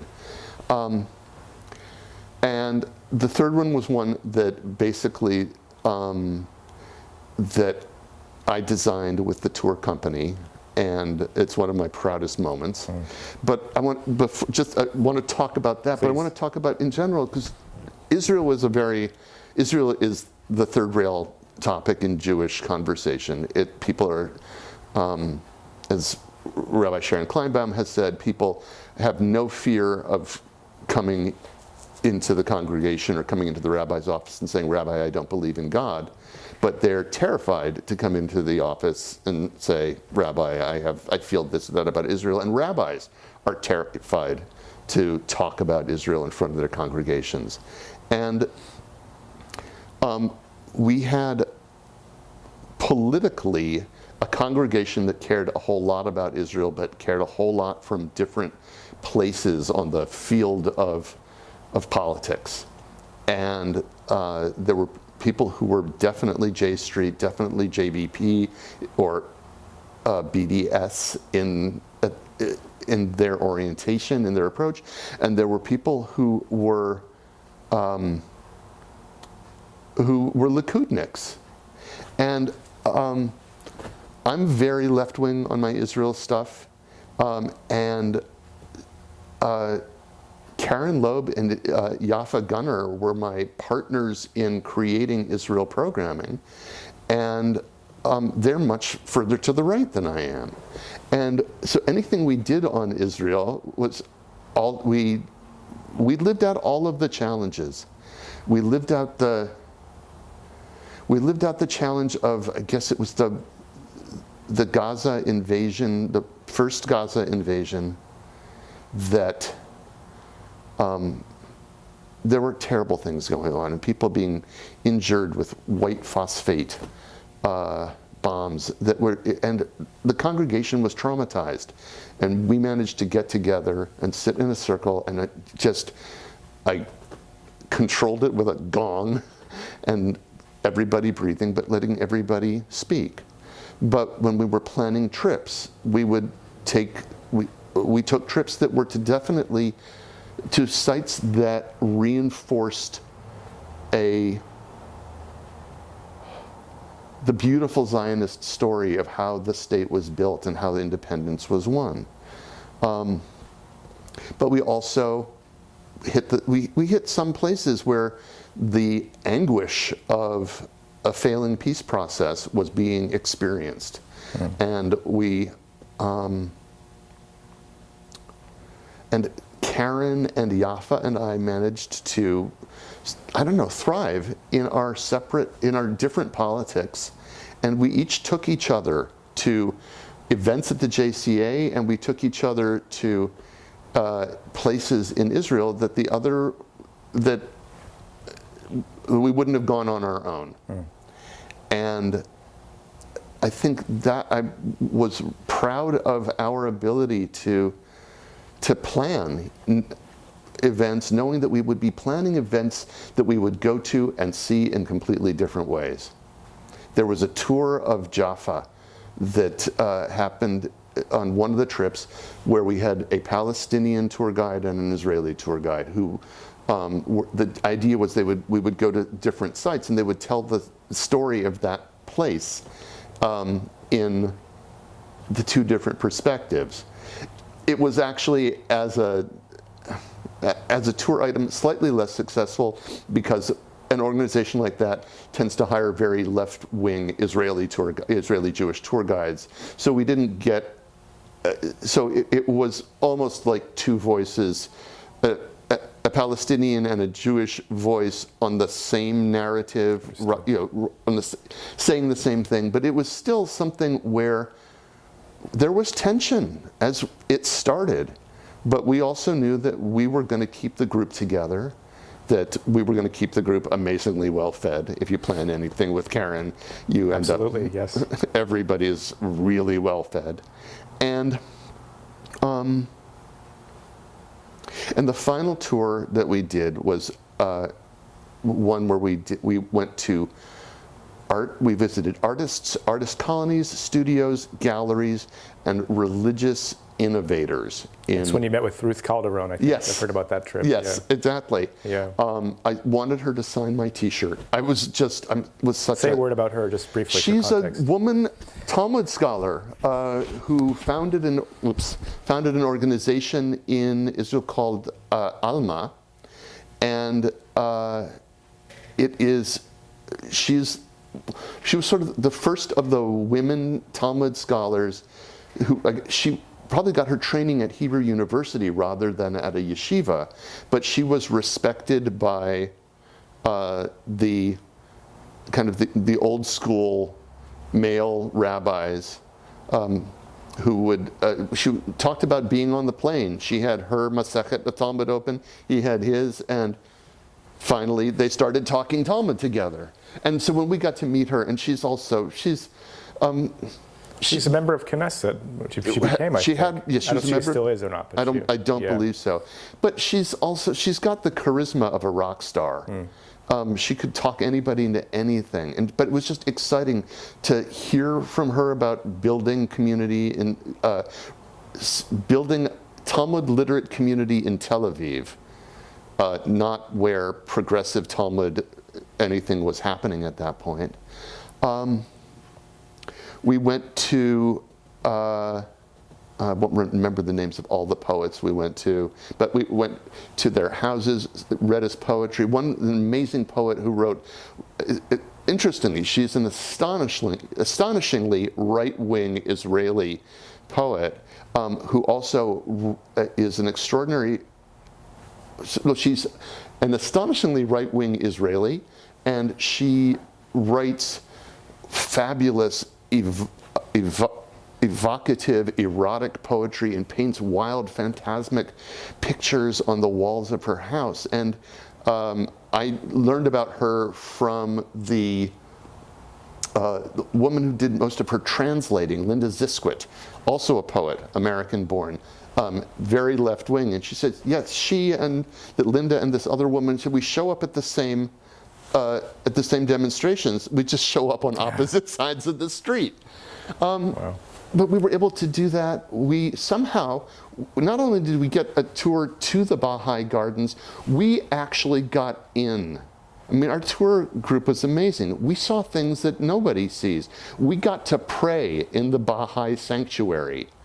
And they welcomed us davening there just because they were excited by our group. And I had told the tour guide, I said, okay, just the tour planning, I said, just so you know, there will be no mud at the Dead Sea, there will be no jeeps in the Galil, and if I hear the strains of Hatikva once, you're fired. And so we got none of that. But I wanted us to see contemporary Israel, not just like, what does it mean to, if you just go to Israel to enjoy it and to see what's there. The real texture of the society. The texture of the society. And things happened way beyond my control. We went to Habima Theater, or to the Kamari, and they'd forgotten we were coming.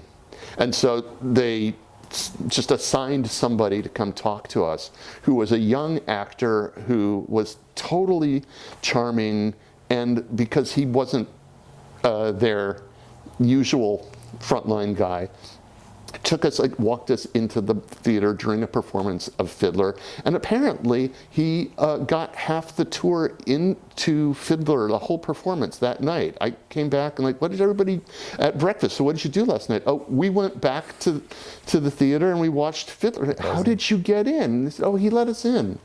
I mean, things just happened. Incredible.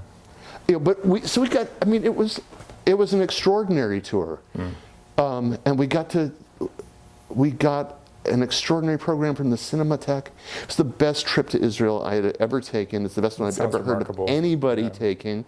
And it was the only one that at the dinner at the end in Abu Ghobi, is that the little town? I can't remember.